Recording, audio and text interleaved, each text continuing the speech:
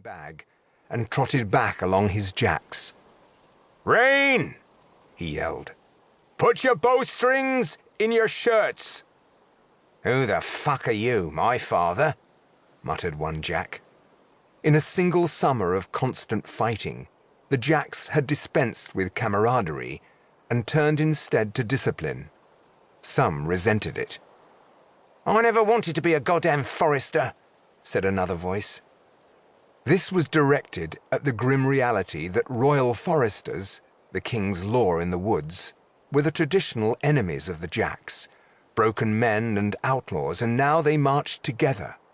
The last jack only 2 paces in front of the first forester. Not one forester or jack was so dense as to miss the grim irony that in the eyes of the world's powers, they were exactly the same, superb woodsmen and rangers.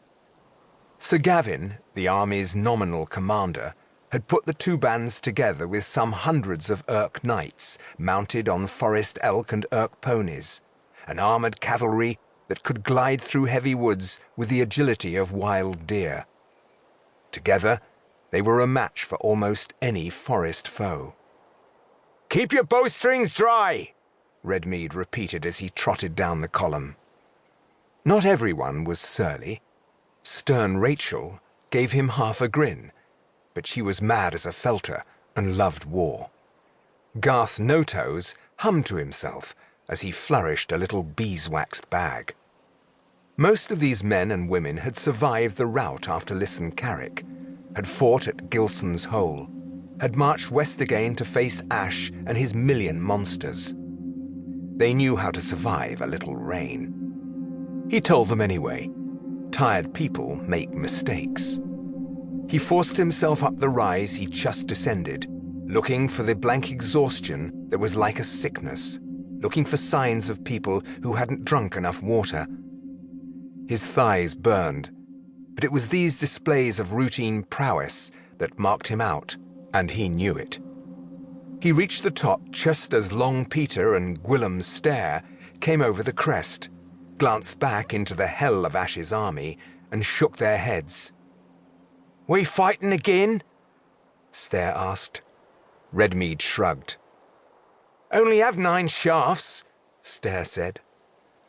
Long Peter didn't speak much at the best of times. He kept walking.